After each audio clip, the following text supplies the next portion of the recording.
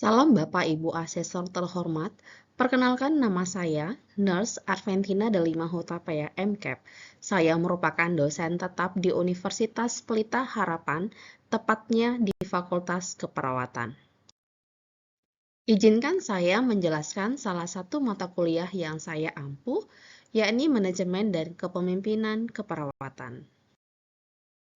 Ya, saya akan menjelaskan secara singkat deskripsi dari mata kuliah Manajemen dan Kepemimpinan. Mata kuliah ini terdiri dari 3 SKS, di mana semuanya adalah teori, dan kelas number dari mata kuliah ini adalah 3210 dan 3211. Nah, di mana metode pembelajaran yang akan dilakukan yaitu hybrid, yaitu dengan melakukan in-person dan juga asynchronous class, yang akan kita lakukan melalui Moodle. Adapun deskripsi mata kuliah Manajemen dan Kepemimpinan Keperawatan, yaitu bahwa manajemen keperawatan mempelajari bagaimana mengelola sekelompok perawat dengan menggunakan fungsi manajemen sehingga mahasiswa dapat memberikan pelayanan keperawatan. Mata ajar ini juga membahas tentang manajemen pelayanan dan asuhan keperawatan serta kepemimpinan dalam keperawatan profesional. Pengalaman belajar akan dicapai melalui kuliah, diskusi, simulasi, dan juga seminar yang digunakan untuk sintesis konsep. Mata ajar ini juga membahas mengenai konsep dasar yang relevan dengan manajemen dan aplikasi khusus dalam pelayanan keperawatan, isu-isu terkait manajemen keperawatan saat ini, mengenai pengembangan keperawatan, dan pola pelayanan kesehatan keperawatan. Pemahaman tentang konsep manajemen keperawatan dan kepemimpinan akan menjadi dasar penilaian dan analisis situasi di setiap area pelayanan keperawatan dengan proses pendekatan sistem dengan proses belajar mengajar secara teoritis dan juga praktis. Berikut adalah capaian pembelajaran mata kuliah Manajemen dan Kepemimpinan Keperawatan yang terdiri dari 5 CPMK yang masing-masing sudah diuraikan sesuai dengan ABCD atau Audience, Behavior, Condition, dan juga Degree. Jadi mahasiswa dapat memahami target pencapaian dan kriteria penilaiannya seperti apa supaya dapat lulus dari mata kuliah ini. Di awal tadi saya sudah menjelaskan bahwa mata kuliah ini dilakukan dengan metode hybrid, yaitu in-person dan juga asynchronous. Pada metode pembelajaran ini, kita bagi 3 bagian, yaitu sebelum kelas berlangsung, selama kelas berlangsung, dan setelah kelas berlangsung. Apa saja yang akan dilakukan dari 3 bagian ini? Yang pertama adalah sebelum kelas berlangsung, mahasiswa diharapkan dapat belajar mandiri dengan membaca materi yang sudah di-share di Moodle, menonton video pembelajaran yang ada di Moodle terkait dengan topik yang akan dipelajari pada minggu tersebut. Kemudian mahasiswa juga aktif mencari sumber, baik itu dari buku maupun dari internet. Kemudian merangkum sumber-sumber yang akan digunakan dan menyiapkan bahan diskusi kelompok. Kemudian selama kelas berlangsung, yang dilakukan adalah secara in-person atau juga nanti ada kelas sinkronus, di mana mahasiswa aktif melakukan diskusi. Dan juga untuk metode asinkronusnya, mahasiswa dapat mendengarkan dan mempelajari materi yang ada di Moodle yang telah disediakan dalam bentuk audio visual. Dan juga mahasiswa harus aktif di dalam forum diskusi. Kemudian setelah kelas berlangsung, mahasiswa harus mengerjakan tugas-tugas yang telah diberikan oleh dosen pengampu, kemudian mengikuti kuis, dan bahkan mempersiapkan diri untuk mengikuti evaluasi pembelajaran melalui UTS dan juga UAS. Berikut adalah evaluasi pembelajaran pada mata kuliah ini, di mana itu terdiri dari 3 kategori yang akan dinilai, yaitu UTS dengan bobot 30%, UAS dengan bobot 30%, K1 dengan bobot 40%. UTS itu akan dilakukan untuk mengevaluasi materi dari topik 1 sampai 7 dan akan dilaksanakan pada week 8. Sedangkan UAS itu mengevaluasi topik dari 9 sampai 15 yang akan dilaksanakan di week 16. Untuk Kat 1 itu ada 3 penilaian. Yang pertama, mahasiswa akan melakukan penugasan makalah dan juga melakukan presentasi dan juga kuis yang semuanya masing-masing dengan bobot 15%. Dan ini saya akan menjelaskan untuk Kat 1 evaluasi pembelajarannya di slide berikutnya. Ya, seperti yang saya jelaskan di slide sebelumnya bahwa evaluasi K1 itu terdiri dari pembuatan makalah, presentasi, dan juga kuis. Penugasan makalah itu dilakukan secara kelompok besar yang ditentukan oleh dosen sendiri, di mana kelompok akan menganalisis kasus yang diberikan dan mengidentifikasi masalah tersebut dan melakukan inovasi yang berkaitan dengan fungsi manajemen, yaitu POSAK, planning, organizing, staffing, actuating, dan juga controlling. Nah, makalah ini akan disubmit di Moodle pada week ke-14 dan akan dipresentasikan pada week ke-15. Kemudian untuk kuis itu akan dilakukan dalam 4 kali dalam semester ini, yaitu setiap topik yang ketiga yang telah dipelajari. Di mana jadwalnya adalah di minggu ketiga, minggu ke-6, minggu ke-11, dan juga minggu ke-14. Berikut adalah topik-topik yang akan kita pelajari di semester ini, di mana ada 14 topik besar. Dan saya akan menjelaskan secara singkat ya tentang rubrik makalah yang akan kita lakukan, di mana setiap item itu terdiri dari bobot penilaian, di mana ada kategori 1, 2, 3, dan 4. Jadi silakan ya mahasiswa merujuk ke rubrik ketika mau menyusun makalahnya, yang semuanya berdasarkan dari case tadi yang sudah dibagikan. Nah, pada pendahuluan, mahasiswa itu harus menjelaskan masalahnya apa, kemudian menguraikan masalah internal dan mau juga masalah eksternal yang dijumpainya seperti apa. Kemudian, melakukan analisis dan juga pemecahan masalah, di mana bobotnya adalah 10%. Kalau tadi adalah pendahuluan dengan bobot yang 10%. Untuk dianalisis dan pemecahan masalah, di mana di sini mahasiswa mampu menganalisis dari SWOT yang telah dilakukan, sehingga dapat menentukan pemecahan masalahnya dan solusi apa yang akan dilakukan, dan ini berkaitan dengan teori yang ada juga. Dan silakan nanti setiap mahasiswa merujuk kepada poin-poinnya tadi itu 1, 2, 3, dan 4, seperti apa untuk mencapai suatu nilainya 4 atau poin 4, ya. Semuanya akan berkaitan dengan rubrik. Kemudian setelah melakukan analisis dari masalah, kemudian kita melakukan rekomendasinya dan mengembangkan solusi ataupun inovasi yang akan dilakukan secara efektif yang didukung oleh teori-teori dan merujuk kepada fungsi manajemen yaitu POSAK, dan masing-masing daripada fungsi manajemennya adalah 15%. Nah, yang terakhir untuk rubrik penilaiannya adalah tentang format dan gaya kepenulisannya, itu ada bobotnya 5%. Jadi silakan diperhatikan setiap kriteria-kriteria penilaian yang ada di rubrik makalah. Sekian penjelasan saya tentang rencana pembelajaran semester mata kuliah manajemen dan kepemimpinan dalam keperawatan, dan selanjutnya saya akan tampilkan salah satu contoh pengajaran mata kuliah manajemen dan kepemimpinan. Oke, selamat pagi semuanya anak-anak ibu yang terkasih. Selamat pagi, Bu. Selamat pagi, Pagi, Bu. Bu. Di sini kita bertemu lagi di sini dari mata kuliah manajemen dan kepemimpinan keperawatan, di mana kita akan masuk di materi kita di konsep perencanaan. Oke, baik, saya izin dulu untuk share screen terkait dengan materi kita hari ini. Tetapi sebelumnya, materi ini kan sudah saya share di Moodle, ya. Saya mau bertanya dulu, apakah kalian sudah belajar terkait dengan materi kita hari ini? Sudah, Ibu. Sudah, Ibu. Sudah, Bu. Oke, nah apa sih yang sudah kalian dapatkan? Saya, Bu.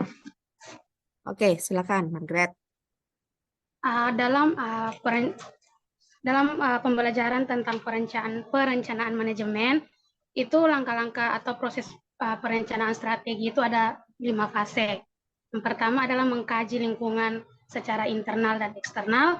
Yang kedua itu menentukan visi dan misi.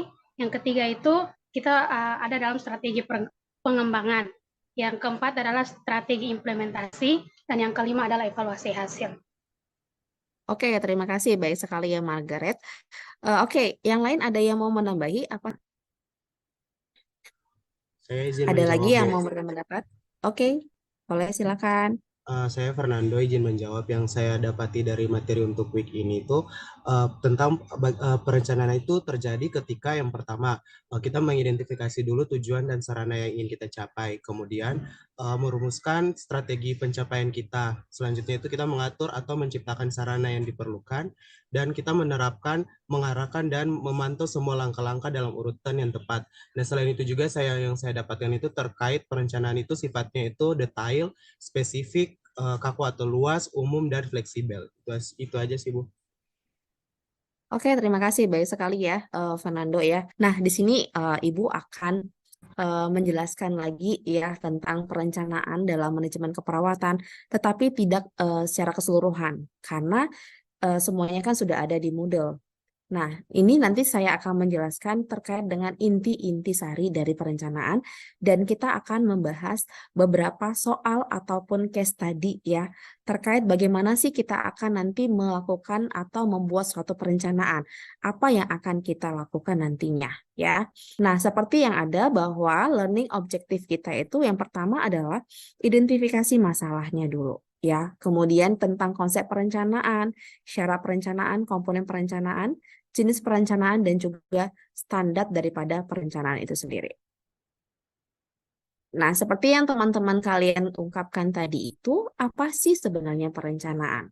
Perencanaan itu kan merupakan suatu perumusan, ya, yang terperinci, yang terdiri dari apa saja, prosesnya apa saja. Di situ ada identifikasi tujuan, bagaimana merumuskan strategi pencapaian, bagaimana untuk mengatur atau menciptakan sarana yang diperlukan, ya, kemudian menerapkan dan mengarahkan atau memantau semua langkah-langkah itu dalam urutan yang tepat. Seperti tadi yang dijelaskan oleh si Margaret tadi itu, bahwa langkah-langkahnya ada berapa, ya? Ada langkah-langkahnya ada 5. Yang penting pertama sekali ketika kita mau melakukan perencanaan adalah identifikasi dulu, ya, atau mengkaji dulu, ya.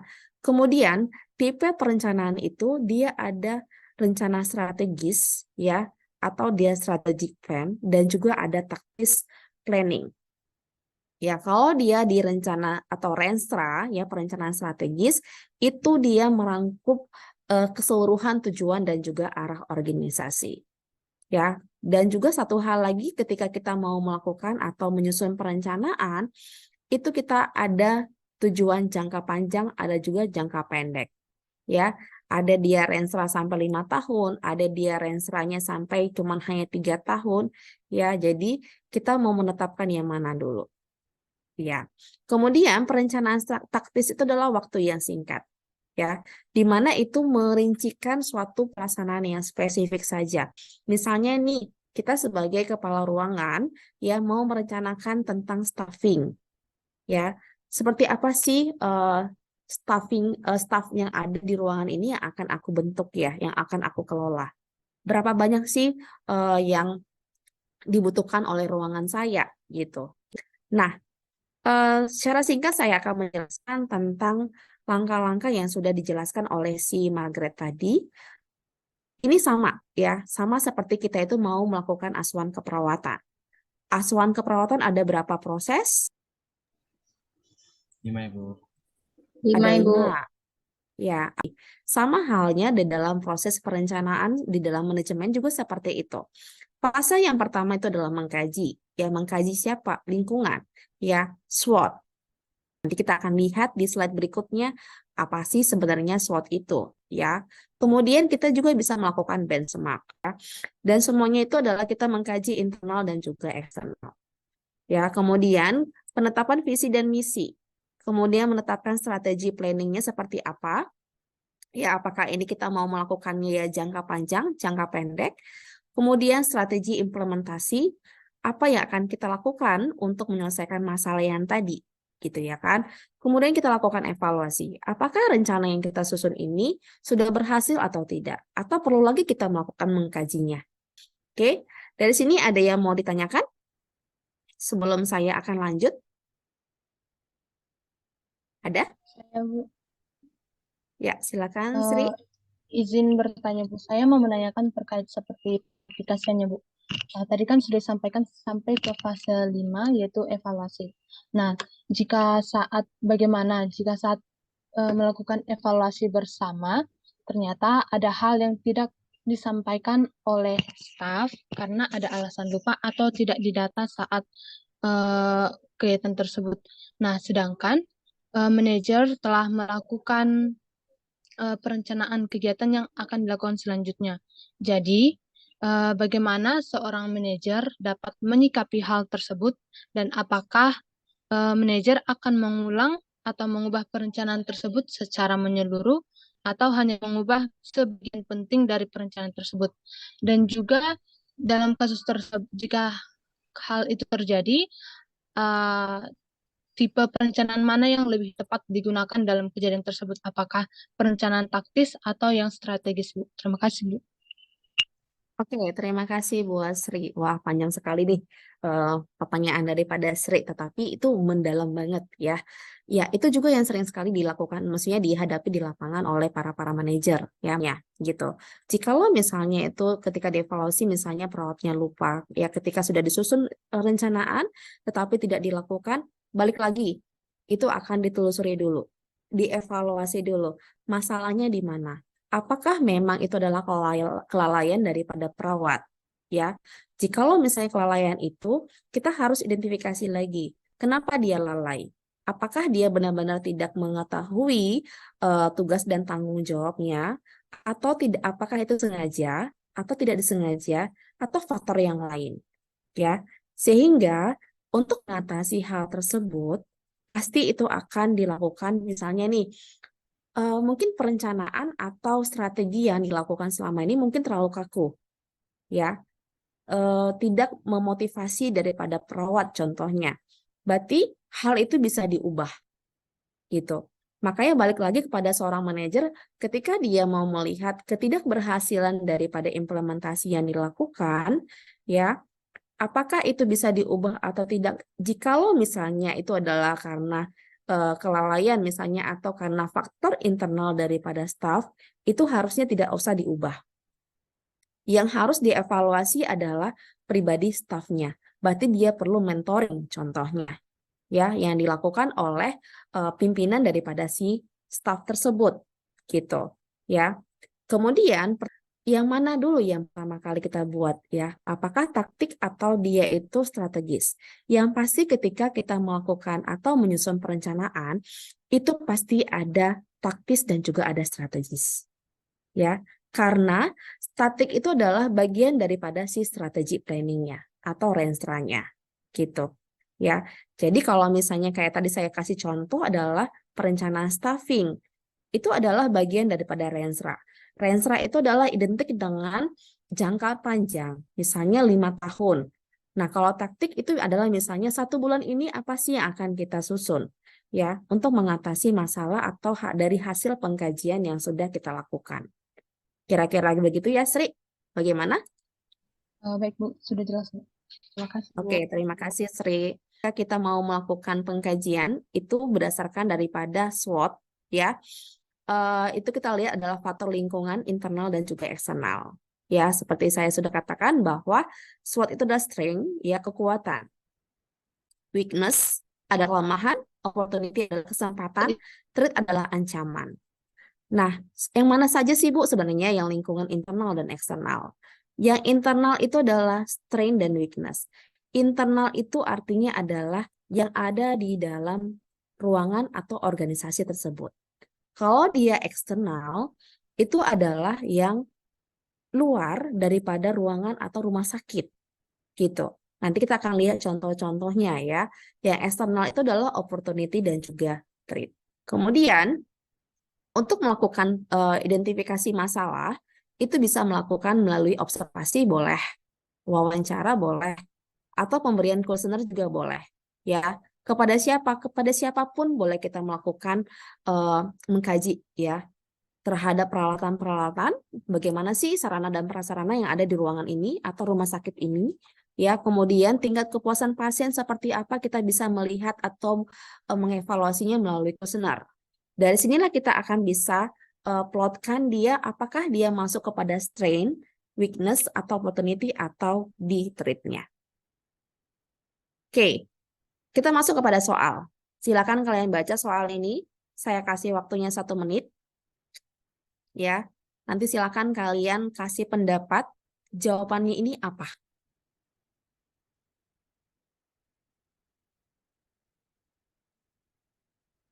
Oke, ada yang sudah dapat jawabannya? Boleh raise hand? Oke, baik Ibu. Jadi saya Kevin mau izin menjawab. Jadi kalau berdasarkan dari soalnya, menurut saya jawaban yang paling tepat itu bagian A, adanya rumah sakit yang baru yang berjarak kurang lebih 5 kilometer yang mempunyai brand image yang kuat. Kenapa kami memilih jawaban tersebut?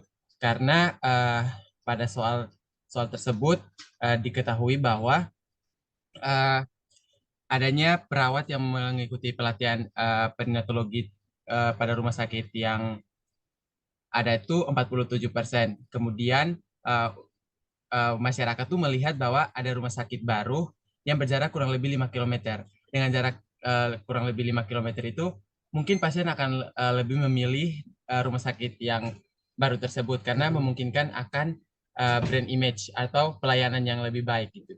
Terima kasih, Bu. Oke, terima kasih buat Kevin. Atau ada yang jawaban yang berbeda? Atau mungkin jawabannya sama, Bu, tapi saya mau memberikan alasannya. Oke, Amanda. Baik Bu, izin menjawab. Menurut saya jawabannya sama dengan Kevin yang A, namun saya sendiri punya alasan kenapa yang A. Karena barusan, karena seperti materi yang Ibu jelaskan bahwa SWOT itu kan terbagi ada yang internal ada yang eksternal ya Bu. Jadi kalau threat ini yang saya dapatkan atau ancaman itu yang berasal dari luar atau dari eksternal organisasi atau suatu misalnya dari rumah sakit ini. Dan kalau kita dari option yang lebih masuk itu yang A. Karena rumah sakit baru itu termasuk faktor dari luar rumah sakit yang sedang dibahas. Terima kasih. Oke, terima kasih Amanda. Oke, ada lagi yang jawaban yang berbeda? Atau alasan yang mau ditambahi? Oke, kita lihat ya. Kalau tidak ada lagi, ya benar, jawabannya adalah A. Kenapa? Kenapa nggak B? Kenapa nggak C? Kenapa nggak D? Kita lihat pertanyaannya kan ancaman. Berarti ancaman itu adalah eksternal, bukan internal. Coba kita lihat yang B misalnya. Perawat yang sudah disiplin. Ini kan merupakan internal. Ya udah, berarti ini enggak gitu. Kemudian adanya program akreditasi dari pemerintah. Oke, ini eksternal. Tapi ini kan bukan ancaman. Ini harusnya suatu kesempatan dong, ya kan, yang kita bisa dapatkan untuk bisa memperbaiki kualitas kita, ya, kualitas pelayanan rumah sakitnya gitu. Kemudian perawat yang mengikuti pelatihan. Ya udah, ini kan masalah internal, ini nggak perlu, ya kan. Berarti dapatlah dia yang A. Kira-kira ya begitu ya jawabannya. Setelah kita melakukan pengkajian, ya, kita akan melakukan pembobotan. Ya, kita akan melihat yang mana yang menjadi prioritas. Itulah gunanya kenapa kita harus melakukan pembobotan. Nah, sama seperti halnya ketika kita mau melakukan pembobotan pun, kita juga memberikan nilai itu juga harus ada alasannya. Kenapa aku harus memberikan nilainya 1 contohnya. Ya, bahwa itu ada bobotnya, ada ratingnya, ya, kemudian ada jumlah pembobotan dikali dengan rating yang tadi. Disinilah kita akan lihat totalnya berapa. Dan kita akan melihat yang mana sih yang paling tinggi, ya, nilainya. Dalam artian adalah yang perlu kita atasi, gitu. Yang pertama. Nah, ini dia contoh daripada tabelnya. Nah, seperti ini. Kemudian setelah kita melakukan pembobotan, kita lihat yang mana prioritasnya. Ya kan? Kita masukkanlah kepada tabel matriks. Ini namanya adalah tabel matriks. Ya kan? Kita akan mengkawinkan ya SO ya yang merupakan strategi. Inilah nanti kita akan menentukan apa rencana inovasinya. Oke, kita akan masuk ke case study. Ya, yang pertama kalian melakukan pengkajian. Dan saya kan sudah jelaskan tadi itu seperti apa kalian melakukan pengkajian, ya. Kalian harus mengkaji internal dan eksternalnya. Ibu izin menjawab. Oke, silakan Amanda. Tapi mohon maaf Bu kalau misalnya agak keliru jawabannya.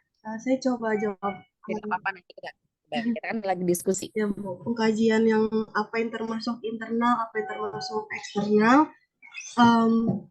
Menurut saya yang termasuk internal itu pertama ada di sini rumah sakitnya sudah di apa namanya dilandasi oleh peraturan-peraturan sudah istilahnya ada SK-nya Bu. Terus di sini ada visi misi dan motonya juga.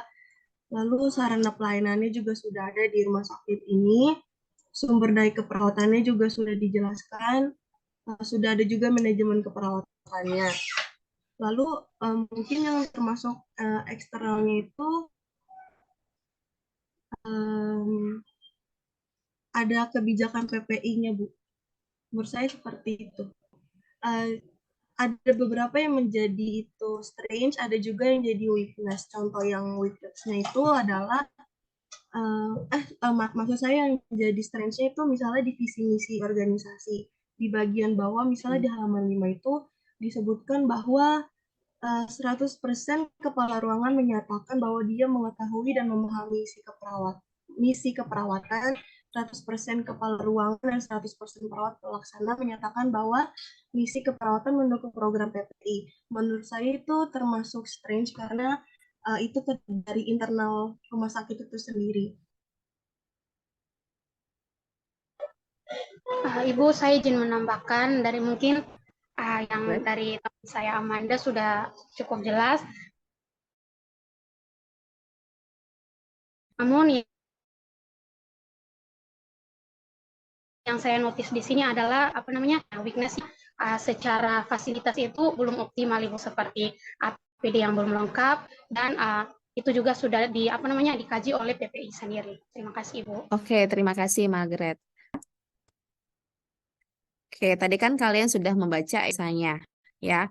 Tetap yang pertama kali kalian lakukan adalah menentukan SWOT, ya, mengkaji dulu. Kita bisa langsung masuk ke strength, weakness, opportunity, dan threat, ya. Strength daripada case tadi yang pertama itu adalah adanya visi misi, itu merupakan suatu kekuatan, ya. Karena apa? Berarti sudah terarah. Kemudian BOR, nanti kita akan bahas tentang mutu ya di week berikutnya ya tentang BOR itu apakah 89% itu termasuk strength atau weakness. Ya, yang bagusnya berapa sih BOR ya kan? Kemudian adanya sarana pelayanan yang memadai. Itu adalah strength gitu. Kemudian metode penugasan dengan menggunakan metode tim. Ya, ini juga akan dijelaskan ya setelah sesi ini ya terkait tentang metode penugasan ya, tentang metode asuhan keperawatan. Kemudian SDM-nya apakah itu sudah mencukupi enggak ya gitu. Gitu. Kemudian weakness-nya ya tadi kan ada SPOPPI yang belum lengkap, kemudian ada 29% perawat yang belum melakukan PPI, kemudian tidak sesuai dengan standar Kemenkes, kemudian tidak semua perawat itu mengetahui keberadaan SPO, ya kan? Ada banyak sekali, ya kan? Dari hasil wawancara, ya. Jadi itu merupakan pengkajian internalnya. Kemudian untuk opportunities-nya, mungkin ini tidak tercantum atau tertuang di kasus tersebut, ya. Tetapi seperti yang sudah saya jelaskan bahwa ini bisa kita langsung kaji apa sih yang ada di lingkungan sekitar di situ yang dekat, ya, yang bisa menjadi peluang. Misalnya mungkin istilahnya adanya kerjasama dengan asuransi, ya itu merupakan suatu opportunity. Atau teknologi semakin canggih, ya kan? Sama seperti yang dikatakan oleh Amanda tadi itu adalah tentang adanya kebijakan PPI yang bisa menjadi standar untuk rumah sakit, ya kan, itu bisa diambil, adopsi, gitu ya kan. Kemudian adanya pelatihan-pelatihan, misalnya seminar keperawatan dari organisasi lain. Nah, itu adalah contoh opportunities-nya. Treat-nya itu adalah, ini banyak sekali sebenarnya tidak dituangkan dalam kasus. Tapi kita bisa melihat sekitarnya, misalnya kita bisa searching nih, rumah sakit X ini apakah dia di tempat lingkungan yang strategis kah, atau rumah sakit ini berada di dengan rumah sakit yang swasta yang lain kah, itu adalah merupakan ancaman. Karena kenapa itu merupakan ancaman? Karena itu akan bersaing, ya kan? Kemudian pendidikan masyarakat yang tinggi juga merupakan ancaman. Karena apa? Karena masyarakat kita semakin pintar. pintar untuk mengevaluasi, menilai yang mana sih pelayanan yang terbaik. Ya, kira-kira itu ya untuk pengkajiannya. Kemudian kita masuk kepada pembobotan untuk menentukan prioritasnya. Kemudian masuk kepada strateginya. Apa sih yang akan kita lakukan? Misalnya tadi strength-nya itu adalah sarana pelayanan yang memadai. Kemudian opportunity-nya tadi ada teknologi semakin canggih, misalnya ada pelatihan-pelatihan. Jadi strategi yang mau kita lakukan misalnya mengembangkan pelatihan lanjutan dengan mengikuti pelatihan perawatan penyakit kusta. Tadi kan kalau kita baca yang menjadi misinya tadi kan ada tentang concern-nya itu adalah di kusta, penyakit kusta. Ya, jadi ada kefokusan daripada penyakit yang ada di rumah sakit tersebut. Kemudian misalnya weakness-nya tentang SPO PPI yang tidak sesuai. Ya kan, misalnya tadi sini ada kebijakan PPI, bisa aja kita melakukan strateginya adalah melakukan pelatihan contohnya. Nah, kira-kira seperti itulah bagaimana kita untuk membuat suatu strategi. Sudah paham? Sudah lebih paham ya? Sudah, Ibu. Sudah, Ibu. Oke. Saya, Bu. Aku izin bertanya boleh? Oke, siapa? Amanda. Saya. Ya. Ya, silakan Amanda. Bu, tadi saya mau tanya terkait dengan misalnya di suatu organisasi atau instansi itu di suatu halnya itu bisa menjadi satu sisi dia bisa jadi opportunity, satu sisi dia bisa jadi strength, satu sisi dia bisa jadi weakness. Misalnya tadi yang mahasiswa profesi, mungkin dia bisa menjadi strength karena jadi banyak tenaga kerjanya, tapi satu sisi bisa jadi weakness di rumah sakit itu karena melihat pengalaman dari mahasiswa yang belum terlalu banyak. Kalau kayak gitu kira-kira bisa nggak, Mbak? Oke. Kalau berkaitan dengan masalah misalnya nih ada student nih yang sedang berprofesi, apakah itu berkaitan dengan internal dulu, internal atau eksternal itu? Internal. Internal, Ibu. Internal. Kenapa? Ada nggak alasannya kalian mengatakan itu internal? Saya izin menjawab, Bu. Mungkin Oke, silakan Margaret. internal karena yang menjadi mahasiswa profesi itu merupakan bagian dari rumah sakit. Seperti yang tadi sudah dipaparkan Amanda bahwa dia melakukan weakness dan strength, di mana strength dan weakness sendiri itu menjadi bagian internal dalam rumah sakit. Seperti itu, Bu. Oke. Nah, saya kasih lagi ya penjelasan tentang internal dan eksternal. Internal seperti saya katakan itu adalah lingkungan rumah sakitnya yang dimiliki oleh rumah sakit atau dimiliki oleh ruangan. Ya, kalau eksternal itu di luar. Apakah mahasiswa yang sedang berprofesi ini adalah bagian dari internal rumah sakit?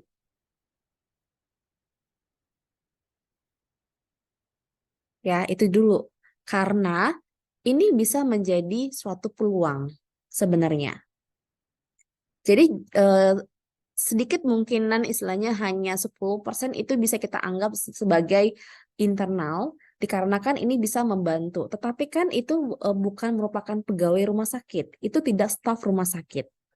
Jadi itu bukan merupakan internal. Ya, itu merupakan eksternal yang bisa kita membuat itu menjadi suatu peluang. Ya, peluang yang situ kita bisa tuliskan adalah adanya mahasiswa yang sedang praktek di lingkungan rumah sakit. Misalnya seperti itu. Itu adalah suatu peluang bagi rumah sakit. Ya, jadi itu tidak boleh ditempatkan di bagian internal.